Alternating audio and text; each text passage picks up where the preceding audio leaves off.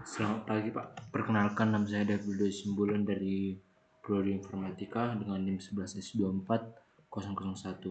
Nah, di sini saya akan menjelaskan dari modeling organik dan modeling anorganik, yang dimana keduanya itu adalah pendekatan utama dalam membuat objek 3 dimensi.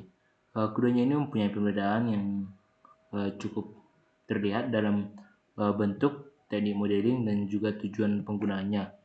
Jadi kalau yang pertama itu kalau modeling organik adalah teknik modeling yang digunakan untuk membuat bentuk-bentuk alami seperti makhluk hidup. Kayak contohnya manusia. Nah, jadi nanti kalau contohnya kita itu membuat bentuk tangan, nanti kita akan menggunakan modelingnya itu untuk memperhalus di sininya, ataupun membuat lekuk-lekuk di tangan itu supaya menjadi terlihat lebih nyata.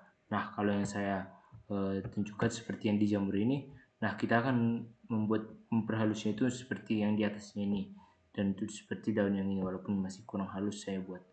Nah, jadi kalau untuk model anorganik itu bisa digunakan untuk manusia, hewan, tumbuhan, karakter kartun, ataupun makhluk fantasi. Nah, kalau contohnya ciri-cirinya itu biasanya bentuknya itu halus, baru ada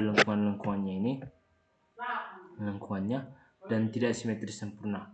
Dan seperti banyak detail kecil seperti otot, kerutan, lipatan kulit, ekspresi wajah. Nah, itulah kayak yang itu tadi ciri-cirinya itu bisa kita merupakan modeling organik dari manusia ataupun karakter kartun atau fantasi.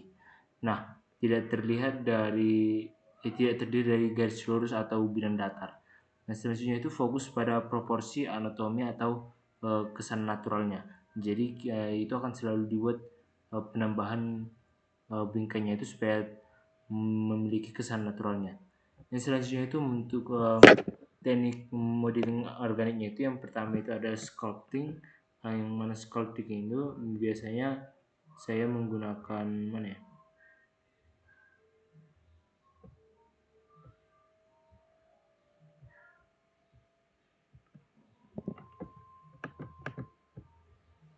Nah, ini. Kalau sculpting itu saya biasa secara pribadi itu menggunakan sink wrap ini dan juga mirror. Kenapa? Karena yang keduanya ini bisa menggunakan untuk mengatur dari snake surface ini, project, nearest vertex, target, normal project, dan juga targetnya ini bisa digunakan untuk ke sebuah objek ini. Nah, yang selanjutnya itu untuk mirror ini bisa digunakan untuk menambahkan gimana? Jadi kalau contohnya kita nanti kalau cara menggunakan mirrornya ini akan dari satu garis lurus tengah, nanti dia ada satu kanan. Jadi kalau contohnya digerakkan di kanan, dia juga akan bergerak di kiri. Nah, oke, jadi itu ya. Yang selanjutnya itu subdivision surface modifier, yang dimana itu seperti yang ini, subdivision surface, bevel, solidify, edge, array, geometry, dan ametrol. Itulah yang sering saya gunakan.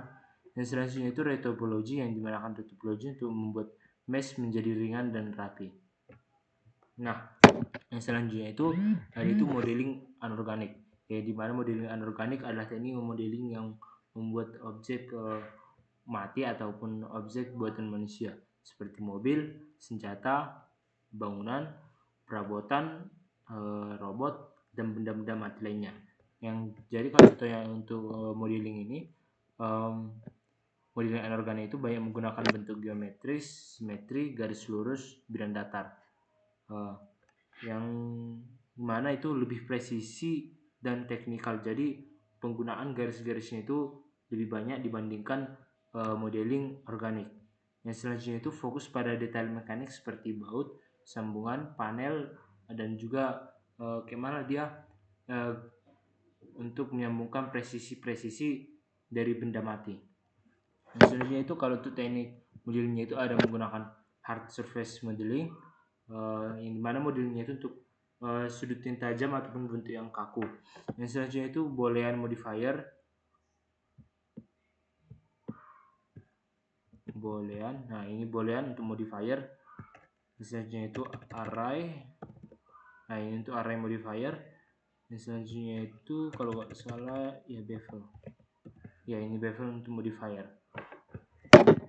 Yang selanjutnya itu, jadi kalau untuk perbedaan utama antara organik dan anorganik, di mana kalau aspek bentuk organik dan organik, bentuk organik itu berbentuk melengkung, bebas, natural.